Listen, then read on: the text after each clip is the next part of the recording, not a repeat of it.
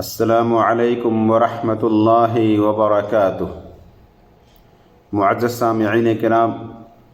اللہ رب العزت کے نزدیک کسی نیک کام کی کثرت قبولیت کی بنیاد نہیں ہے کہ انسان دیگر حقوق کی ادائیگی کے بجائے ہر وقت ذکر و اذکار میں، نماز روزہ میں، سنن و نوافل میں اور قرآن پاک کی تلاوت میں دن رات لگا رہے، بلکہ قبولیت اعمال کے لیے ضروری ہے کہ انسان شریعت کی بتلائی گئی تعلیمات کے مطابق زندگی گزارے، اپنے جسم اور دوسروں کے حقوق کی تکمیل کرے، نیز سچی نیت کے ساتھ اللہ رب العزت سے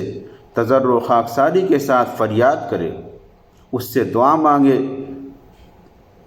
تو انشاءاللہ اللہ رب العزت اس کی دعا کو، اس کی فریاد کو قبول فرمائے گا،